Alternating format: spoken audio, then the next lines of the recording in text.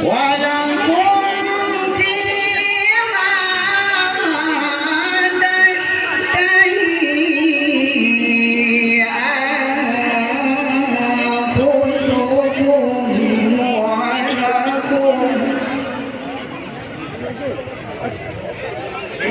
ولكم فيها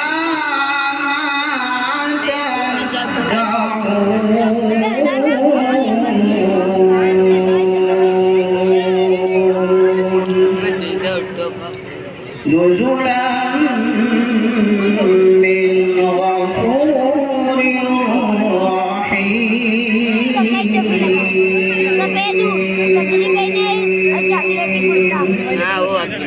صدق الله العظيم معزز سامعین، حضرت صدر محترم تشریف فرما ہے، بہت سے بڑے بڑے علماء کرام تشریف فرما ہے۔ آپ کی ذمہ داری یہ بنتی ہے کہ آپ بہت پرسکون، چونکہ یہ مجلس قرآن ہے اس لیے سکون کا ماحول آپ بنائیں، اور یہ جو حضرات ہمارے کھڑے ہوئے ہیں بار بار اعلان کیا جا رہا، اور یہ جگہ آگے خالی پڑی ہوئی، میرے بھائیوں، دوستوں، میرے عزیزوں، آپ کا اجلاس ہے، آپ اس کے روح رواں ہیں، تو آپ کی ذمہ داری بنتی ہے کہ اس کو پرسکون بنانا۔ آپ تشریف لے آئیں، آگے خالی اس کو جگہ بھر لیں، آگے آ جائیں ماشاءاللہ۔ یہ دیکھیے سب لوگ کھڑے ہوئے، جگہ خالی پڑی ہوئی، اس لیے اس کا نہیں کریں، آپ لوگ روڈ پہ کوئی سٹ نہ کریں۔ اور بہت پرسکون، بہت باوقار مجلس ہے یہ، اللہ کے کلام سے اس مجلس کی نسبت ہے، اس لیے رحمتوں کا نزول والی مجلس ہے، اس لیے آپ اس کا خیال کریں اور بہت پرسکون ہو کے سنیں۔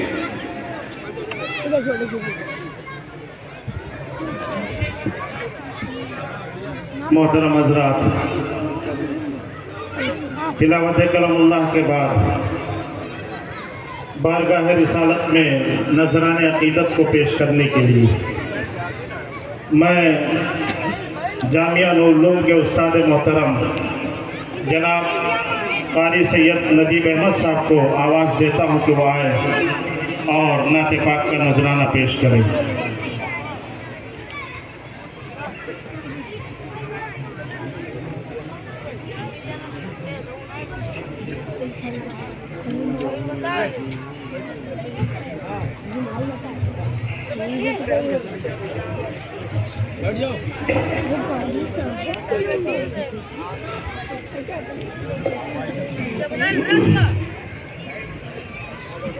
السلام علیکم ورحمۃ اللہ وبرکاتہ۔ نعت پاک کے چند اشعار پیش خدمت ہے، سماعت فرمائیں۔ سب سے پہلے مشیت کے انوار سے نقش روئے محمد بنایا گیا، سب سے پہلے مشیت کے انوار سے نقش روئے محمد بنایا گیا، پھر اسی نقش سے مانگ کر روشنی بزم کون و مکان کو سجایا گیا، پھر اسی نقش سے مانگ کر روشنی بزم کون و مکان کو سجایا گیا۔ وہ محمد بھی، احمد بھی، محمود بھی، وہ محمد بھی، احمد بھی، محمود بھی، ذات مطلق کا شاہد بھی، مشہود بھی، علم و حکمت میں وہ غیر محدود بھی ظاہراً امیوں میں اٹھایا گیا علم و حکمت میں وہ غیر محدود بھی ظاہراً امیوں میں اٹھایا گیا اس کی شفقت ہے بے حد و بے انتہا اس کی رحمت تخیل سے بھی ماورا جو بھی عالم جہاں میں بنایا گیا ان کی رحمت سے اس کو سجایا گیا جو بھی عالم جہاں میں بنایا گیا اس کی رحمت سے اس کو سجایا گیا حشر کا غم ہو قاسم مجھے کس لیے حشر کا غم ہو قاسم مجھے کس لیے میرے آقا ہے وہ میرے مولا ہے وہ جس کے دامن میں جنت بسائی گئی جن کے ہاتھوں سے کوثر لٹایا گیا جس کے دامن میں جنت بسائی گئی جن کے ہاتھوں سے کوثر لٹایا گیا سب سے پہلے مشیت کے انوار سے نقش روح محمد بنایا گیا صلی اللہ علیہ وسلم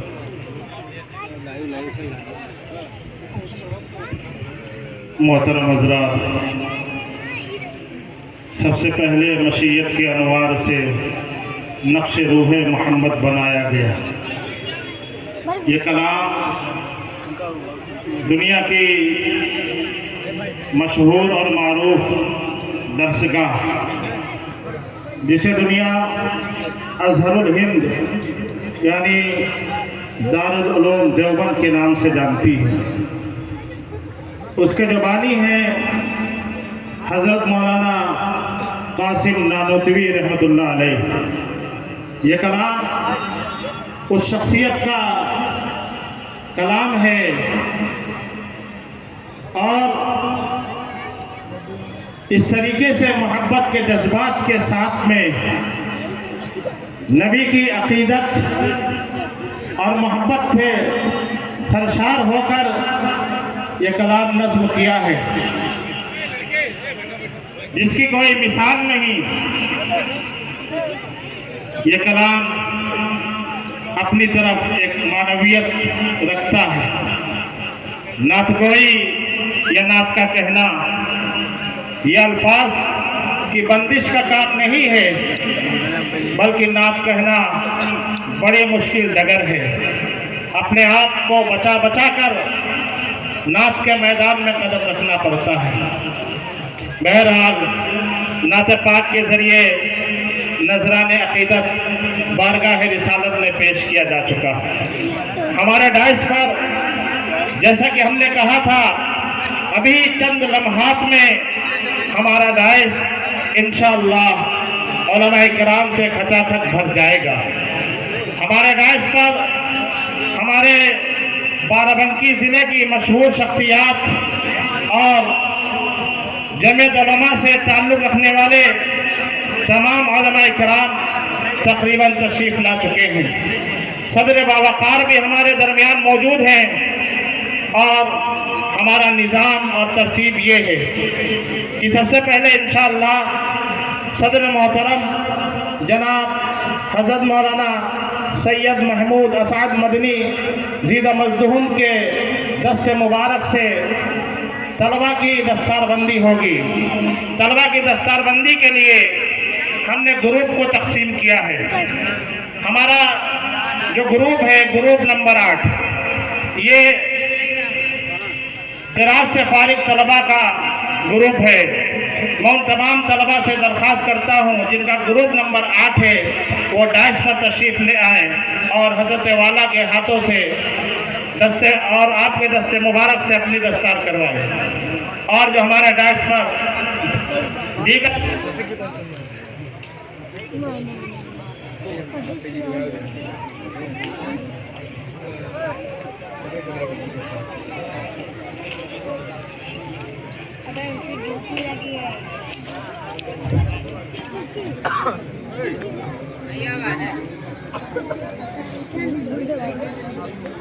लाइट चलेगा लाइट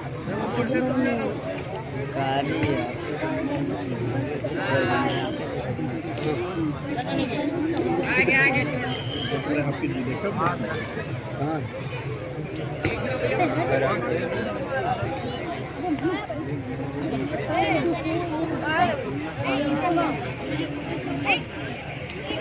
ऊपर उठा दे।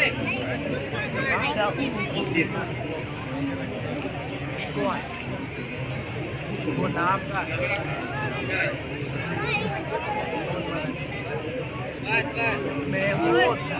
लड़के लाइट बेटा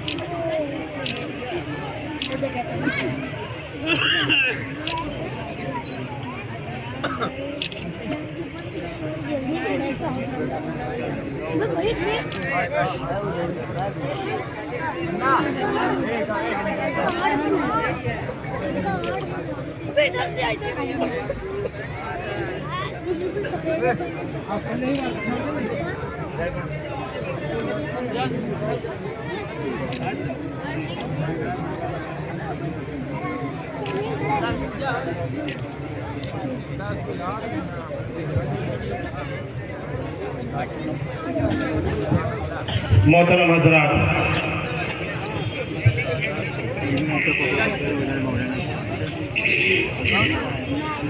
दस्तारबंदी का अमल हो गया है।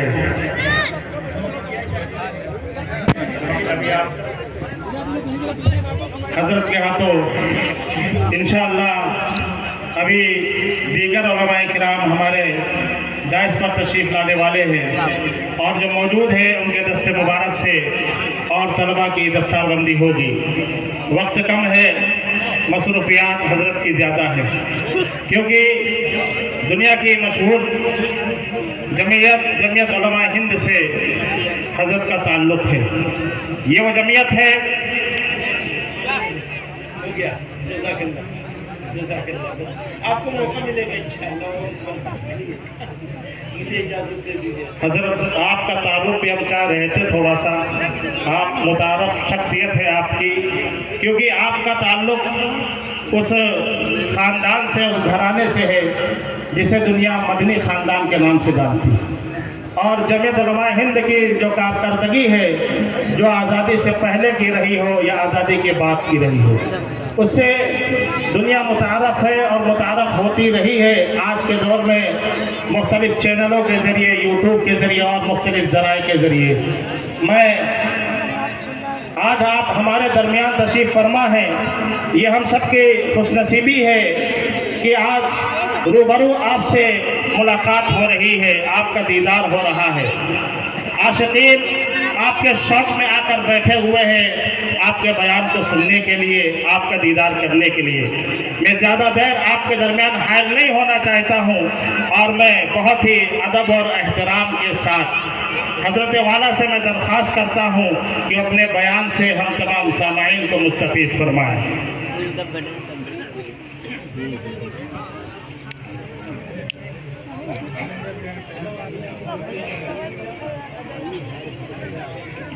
الحمد لله نحمده ونستعينه ونستغفره ونؤمن به ونتوكل عليه ونعوذ بالله من شرور أنفسنا ومن سيئات أعمالنا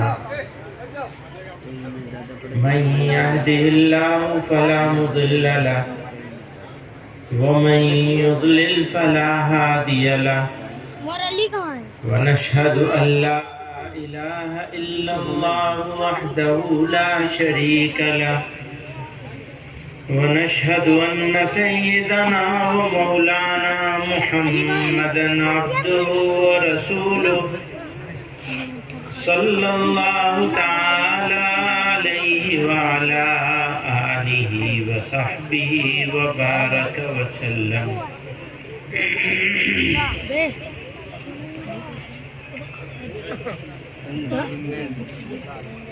اس علاقے کے معزز علماء کرام،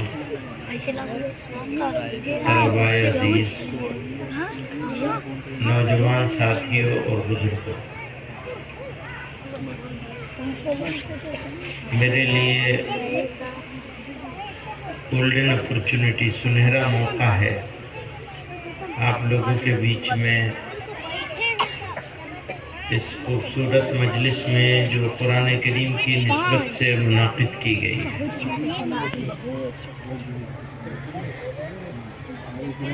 قرآن کریم اللہ تعالی کا کلام ہے، اور اس کی خصوصیات میں سے ایک بڑی خصوصیت یہ ہے کہ یہ قلم اور کاغذ کے ذریعے محفوظ نہیں بلکہ لوگوں کے سینوں میں محفوظ ہے۔ اللہ تعالیٰ نے اس کی حفاظت کا ذمہ لیا تو جناب رسول اللہ صلی اللہ علیہ وسلم کی امت کو یہ توفیق دی کہ اس نے اپنے سینوں میں بسا لیا۔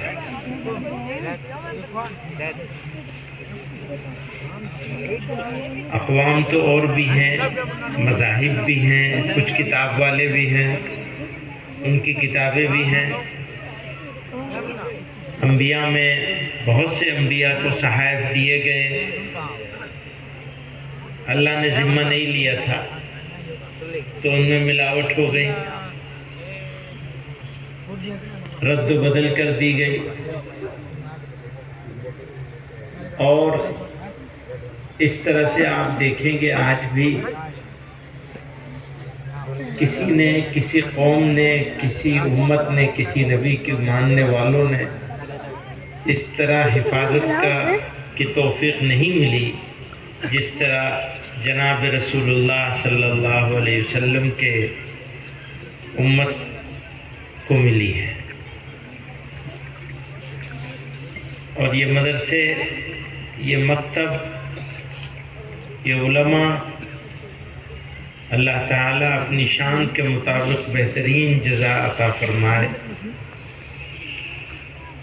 مشکل حالات میں اس شمع کو جلا رکھا ہے، آندھیوں سے مقابلہ ہے۔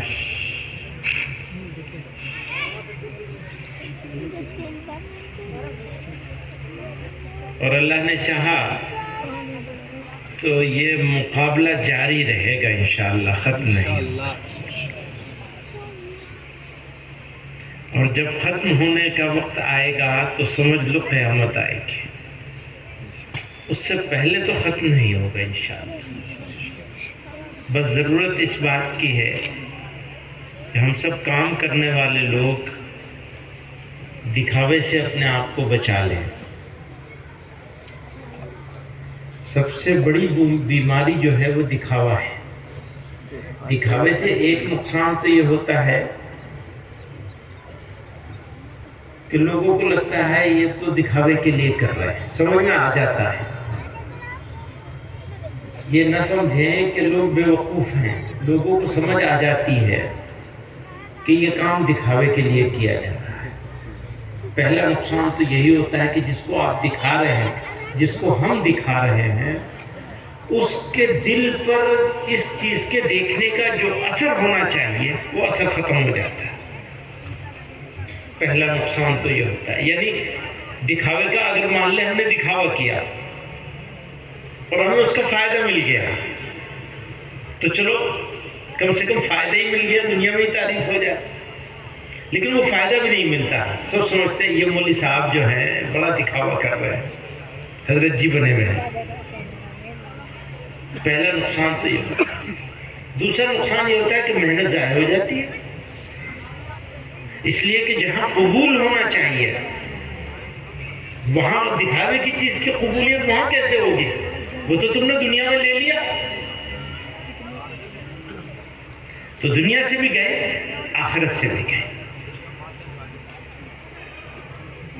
تو جو مقصد ہے کام کرنے کا وہ مقصد ہاتھ سے چلا جاتا ہے. اس لیے ہم لوگوں کو چاہے ہم طالب علم ہوں، پڑھنے والے ہوں، پڑھانے والے ہوں، انتظام کرنے والے ہوں، سب لوگوں کو ہمیشہ اپنے اوپر نظر رہنی چاہیے. آئے گا کسی وقت خیال دکھاوے کا بھی، کبھی کبھی غلطی بھی ہوگی تو توبہ کریں، رجوع کریں، واپس پھر اپنے آپ کو جمائیں اس بات پر کہ نہیں، ہمیں جو کچھ کرنا ہے اللہ کے لیے کرنا ہے. اچھا، ہر کام کی یہی بنیاد ہے. جس کسی کے پاس اللہ تعالیٰ نے ایمان کی دولت عطا فرمائی ہے اس کو اپنا ہر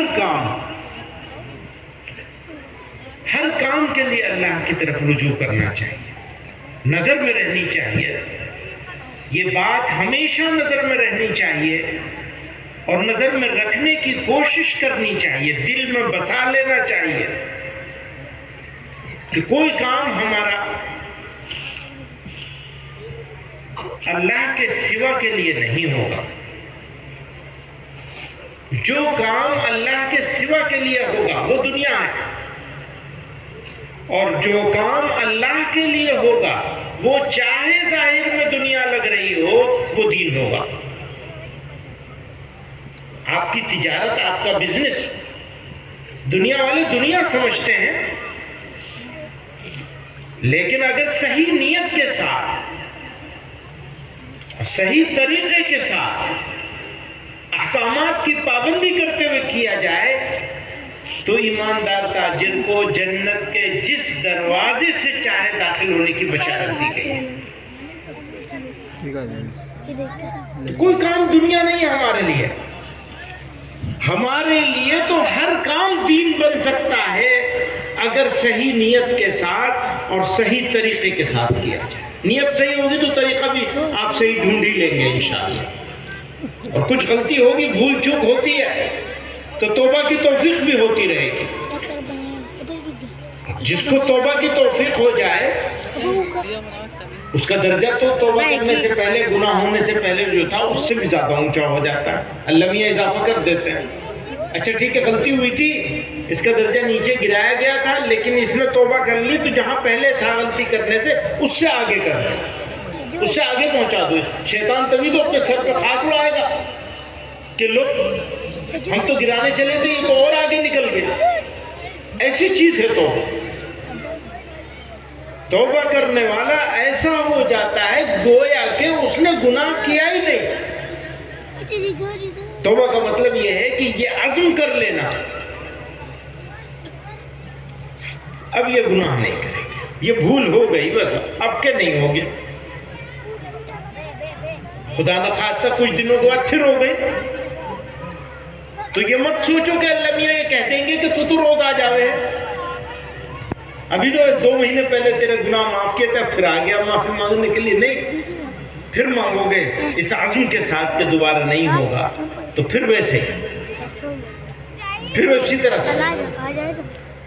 کوئی ذات ایسی نہیں ہے جو مانگنے سے خوش ہوتی ہو. اگر ماں کے پاس بھی آپ صبح شام بار بار جانے لگے تو آخر میں جھڑک دے گی کہ وہ تو ہر 10 منٹ پہ آ گیا پیسہ مانگنے کے لیے. 1 مرتبہ دے دے گی, 2 مرتبہ دے دے گی, 4 مرتبہ دے دے گی, 5ویں مرتبہ میں دھتکار دے گی. کہاں سے لائن لگا رکھی ہے تو نے تو؟ پر پروردگار کی ذات ایسی ہے کہ جتنا مانگو گے اتنا زیادہ خوش ہو. اچھا میرے بندے نے مجھے یاد کیا, مانگنے کے لیے یاد کیا ٹھیک ہے, لیکن یاد کیا مجھے, میرے بندے نے مجھے یاد کیا, اس کے اوپر پروردگار عالم کو خوشی ہوگی. ہے نا شاندار بات. ہاں اسے کہتے ہیں آم کے آم گٹھلیوں کے دام. ایک تو آپ مانگیں گے تو عطا کیا جائے گا, آپ مانگیں گے تو عطا کیا جائے گا. دعا کرنا, توبہ کرنا, دعا کرنا. جب آدمی توبہ کرتا ہے تو ساتھ میں دعا بھی کرتا ہے. دعا کے طریقے سے ہی توبہ کری جاتی ہے. راستہ وہی ہے, اللہ میاں کے سامنے ہاتھ پھیلا دے بندہ, مجھ سے یہ غلطی ہو گئی. اچھا غلطی سب سے ہوتی ہے, حفاظت کا وعدہ صرف انبیاء کرام کے ساتھ, غلطی تو سب سے ہوتی ہے, کوئی پاک نہیں غلطیوں سے. کسی سے چھوٹی ہوتی ہے, کسی سے بڑی ہوتی ہے. تو اللہ والے کون ہیں؟ اللہ والے وہ ہیں جو غلطی کر کے غلطی پر جمے نہیں رہتے بلکہ توبہ کر لیتے ہیں. وہی اللہ والے ہوتے ہیں. جو غلطی نہیں کرے وہ نہیں ہوتا, غلطی کر کے غلطی پہ جم نہ جائے, جو جمع رہے غلطی پر اپنی اور ڈٹ جائے اور یہ کہے جی یہ تو غلط ہے ہی نہیں, سب کر رہے ہیں تو ہم نے بھی کر لیا, اگلا ہوگا پھر کریں گے. جیسے مسلمانوں نے آج کل شادیوں میں کر رکھا ہے, وہ ہے شیطان والے. شادیاں جیسے کری جا رہی ہیں نا, یہ پنڈال بھی شادی جیسے ہی سجایا گیا. سادگی نہیں ہو سکتی تھی, سادگی ہونی چاہیے. اگر جلسے میں سادگی نہیں ہوگی, تمہاری ہماری شادیوں میں, بچیوں کی شادیوں میں سادگی نہیں ہوگی, تو پھر مسلمانوں کی زندگی میں سادگی رہے گی کہاں سے؟ مسلمانوں کا تو امتیاز ہے, خصوصیت ہے سادگی. کون کون سی جگہیں ہیں جہاں ہم ثابت کر سکتے ہیں کہ ہماری قوم بحیثیت قوم کے سادہ قوم ہے؟ بتائیے کون کون سی جگہوں پہ ہم ثابت کرنے جائیں گے؟ کھانا سادہ ہونا چاہیے. اس کا مطلب یہ ہے کہ 2 آئٹم کر لو, 3 کر لو, 4 کر لو. دعوت میں کوئی سی بھی دعوت ہو, اب آپ نے 11 طرح کے آئٹم کر لیے تو سادگی رہ گئی, چلی گئی نا. آپ نے پنڈال سجا لیا تو سادگی رہ گئی, چلی گئی. دیکھنے میں اچھا لگتا ہے, ہو سکتا ہے پیسہ بھی اتنا ہی لگاؤ جتنا سادہ رکھنے میں لگتا. کئی مرتبہ ایسا ہوتا ہے مدرسے کا جلسہ ہو رہا ہے, قرآن کی نسبت سے ہو رہا ہے, تو پنڈال والے نے کہا اجی تم پیسہ جو چاہے دے دیو, میں اپنے حساب سے سجاؤں گا. یہ بھی ہو سکتا ہے, کوئی ضروری نہیں کہ انہی لوگوں نے کیا ہو جان بوجھ کر. میرے کہنے کا صرف اتنا سا مطلب ہے کہ بدلاؤ باہر سے نہیں آئے گا, بدلاؤ اندر سے آئے گا. اگر ہم نہیں بدلیں گے تو زمانہ کیوں بدلے گا؟ چلے تو ہیں ہم زمانے کو بدلنے کے لیے, ارادہ تو ہمارا یہ ہے کہ زمانہ بدل جائے, ہمارے ساتھ چلنے لگے, ہماری بات سمجھنے لگے اور سمجھ کر ہماری بات ماننے لگے. یہی تو ہماری ذمہ داری ہے. لیکن ایسا تو نہیں ہوا کہ کہیں الٹا ہو گیا ہو, ڈرائیونگ سیٹ پر کوئی اور بیٹھ گیا اور ہم کنڈکٹر بن گئے, کلی بن گئے, سامان ڈھو رہے ہیں دوسروں کا, شادی کر رہے ہیں تو دوسروں کے طریقے سے, خوشی منا رہے ہیں تو دوسروں کی طریقے سے, غم منا رہے ہیں تو دوسروں کی طریقے سے. تو شادی, خوشی, غمی, اجتماعی زندگی اور اکثر لوگوں کی انفرادی زندگی بھی کلی کی طرح ہو گئی ہے. दूसरों का बैगेज ढो रहे हैं, सामान ढो रहे हैं। जरा सोचिएगा, बारीकी से सोचिएगा, इसको इत्मीनान से बैठ के सोचिएगा। अगर मुसलमानों ने सोचना शुरू कर दिया, शिकायत क्या है? शिकायत ये है मियां सोचना ही बंद कर दिया, भीड़ चाल है बस। भैया सोचना शुरू करो ना, कम से कम सोचो तो हो क्या रहा है, कर क्या रहे हैं हम लोग, हम सब लोग। कोई बरी नहीं है इससे, कोई ज्यादा कर रहा है, कोई कम कर रहा है, पर है सारे मुब्तला इसमें। और उम्मीद ये करते हैं कि हम ऐसे हों कि लोग हमारी तरफ देखें और हमारी बात सुने। कौन सुनेगा हमारी बात? कंडक्टर की बात कोई सुनता है? कुली की बात कोई सुनता है? कुली को तो बताता है यहाँ सामान उठाओ, वहां पहुंचा दो, काम तुम्हारा खत्म, पैसा पकड़ो जाओ। और भी बहुत सारी मिसालें दी जा सकती हैं उन लोगों की जो फॉलोअर बन गए, रास्ते पे अपने रास्ते पर चलने वाले। अपना रास्ता हमारा क्या है? जो हमें कुरान ने सिखाया, जो हमें साहिब कुरान ने सिखाया, यानी जनाब रसूलुल्लाह सल्लल्लाहु अलैहि वसल्लम ने सिखाया, वो रास्ता है ना हमारा। अच्छा, कोई नई चीज बनाने की नहीं कही जा रही है, बात ये हो रही है कि जो बना हुआ रास्ता हमें मालूम है, और हमें ये भी मालूम है कि कौमों को इज्जत इसी रास्ते से मिलती है। मैं एक मिसाल दूं आपको।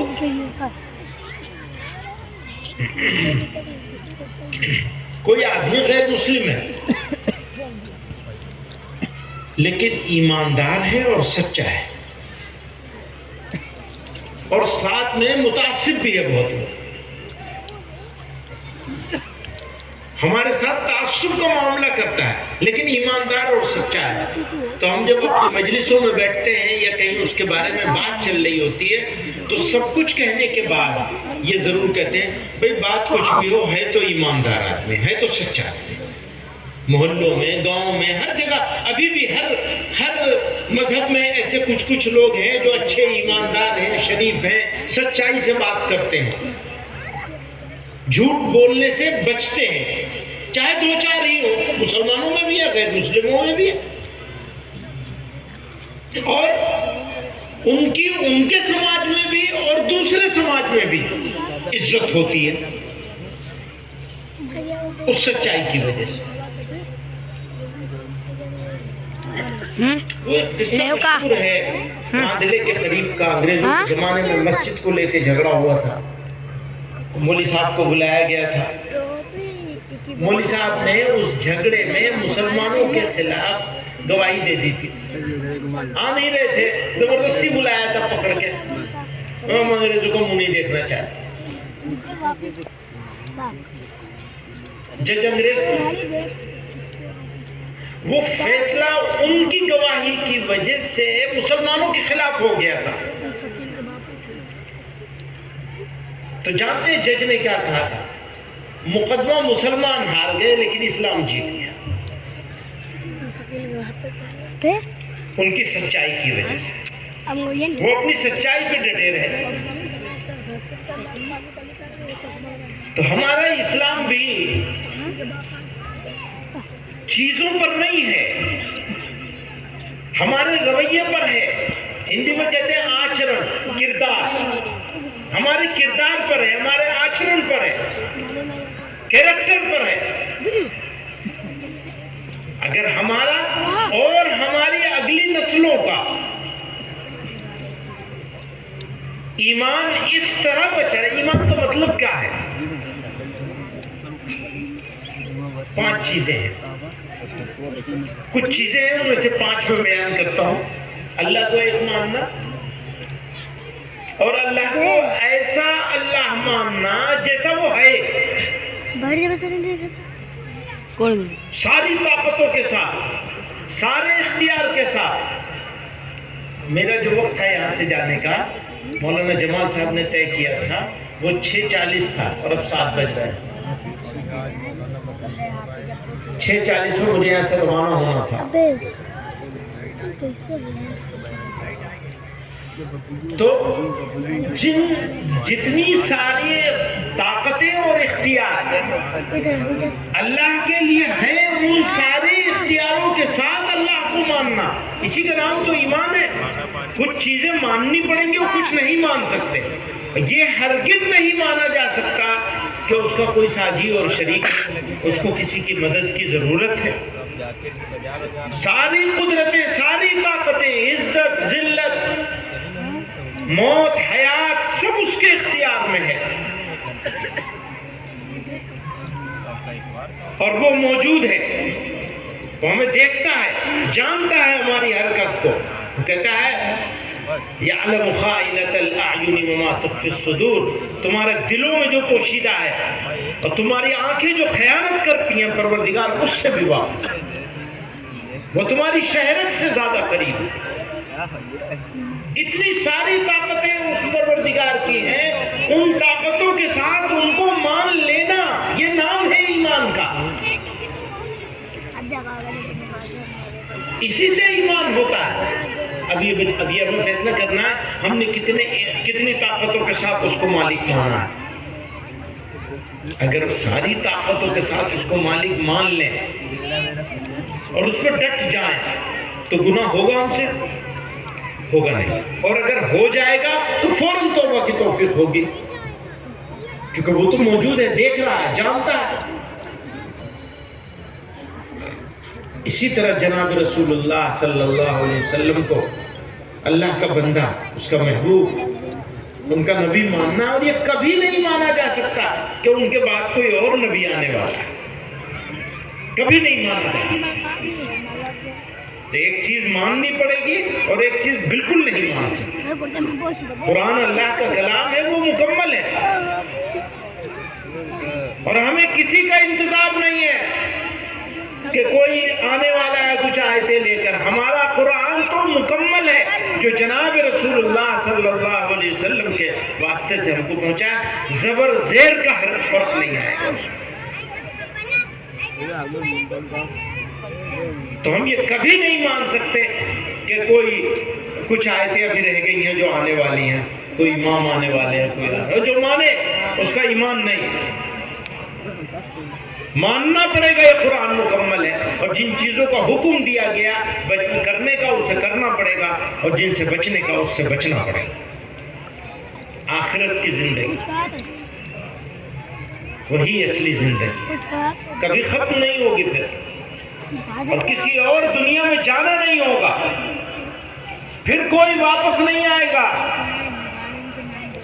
جنہیں واپسی کا شوق ہے وہ آتے رہے، جاتے رہے۔ ہمارا ایمان ہے یہ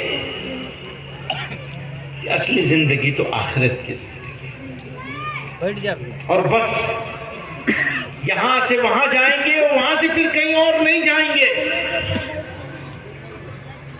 دنیا والوں کو کس لیے دنیا میں بھیجا ہمیں نہیں معلوم، ہمیں تو یہ معلوم ہے کہ ہمیں وہاں کی تیاری کے لیے بھیجا گیا۔ جناب رسول اللہ صلی اللہ علیہ وسلم نے فرمایا الدنیا خلقت لکم، دنیا تمہارے لیے بنائی گئی، وَإِنَّكُمْ خُلِقْتُمْ لِلْآخِرَةِ، تمہیں تو آخرت کے لیے بنایا گیا، دنیا کے لیے نہیں بنایا گیا۔ ہمیں دنیا کے لیے نہیں بنایا گیا، دنیا ہمارے لیے بنائی گئی۔ سورج، چاند، ستارے، زمین، آسمان، ندی، نالے، دریا، ہوا، پانی، جو کچھ پیدا کیا گیا، انسانوں کا بیگاری خادم بنا کے پیدا کیا گیا، سب انسانوں کے لیے، پر انسان کو آخرت کے لیے بنایا گیا۔ تو اصلی گھر تو وہی ہے۔ تو وہاں جاتے وقت آدمی روئے گا یا خوش ہوگا؟ خوش ہونا چاہیے نا۔ موت جو ہے وہ خوشی کا مقام ہے۔ غزہ والوں نے تو ثابت کیا، ابھی اسی زمانے میں ثابت کیا، زندہ مثال موجود ہے ہمارے سامنے۔ ہمیں فخر ہے، کاش ہم بھی ایسی ہو جائے، کاش اللہ توفیق دے دے، شوق آخرت ہمارے دل میں پیدا ہو جائے۔ وہ اصلی سفر ہے، وہی منزل ہے ہماری، یہ منزل نہیں ہے دنیا۔ دنیا مومن کی منزل نہیں ہو سکتی، اور جو منزل بنائے اسے وہ مومن نہیں ہو سکتا۔ مومن ہے تو دنیا سفر ہے اور آخرت منزل ہے۔ اب وہ جب مل جائے، پریشانی کیا ہے؟ پریشانی تو اسے ہوگی جو دنیا کے لیے آیا ہو، جس کو دنیا کے لیے بنایا گیا ہو، اسے تکلیف ہوگی، پریشانی ہوگی۔ جو بنایا ہی گیا آخرت کے لیے، اس کو کیا پریشانی ہے؟ قیامت ضرور آئے گی، ضرور آئے گی، بچ نہیں سکتی، آئے گی ہی آئے گی، اور قریب ہے، دور نہیں ہے۔ نشانیاں بہت تیزی سے آ رہی ہیں، قرب قیامت کی علامت ہے۔ بزرگوں اور دوستوں، میں کہہ رہا تھا بدلاؤ جو ہے نا وہ باہر سے نہیں ہوتا۔ اس خوبصورت ٹینٹ اور اس خوبصورت جلسگاہ سے بدلاؤ نہیں ہوگا۔ بدلاؤ تو ہمارے اور آپ کے اندرونی فیصلے سے ہوگا، دل سے ہوگا۔ ہمارا دل کس بات کو چاہ رہا ہے، اس پر فیصلہ ہوگا۔ چاہت کیا ہے ہماری؟ سادہ لوگوں کی سمجھ میں یہ حساب آتا نہیں، سادہ لوگوں کی سمجھ میں یہ حساب آتا نہیں، دل نہیں پھرتے تو ہرگز انقلابات آتے۔ انقلاب تو دلوں میں آئے گا، اور دلوں سے آئے گا، دلوں میں آئے گا، پھر دلوں سے آئے گا انقلاب۔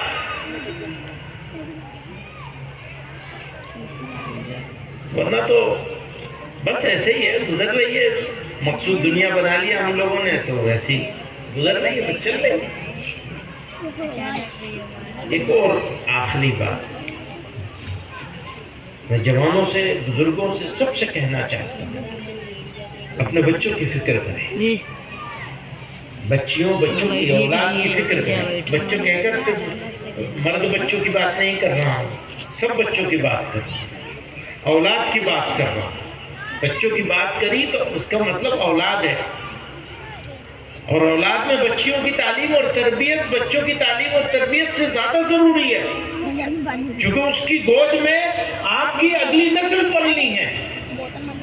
اگر وہ تعلیم یافتہ ہوگی، اگر وہ قابل ہوگی، اگر وہ شریف ہوگی، اگر وہ مومنہ ہوگی، صحیح معنوں میں اس کے دل میں ایمانی جذبہ ہوگا، تو اگلی نسل کے دلوں میں بھی وہ ایمانی جذبہ پیدا کر دے گی انشاءاللہ۔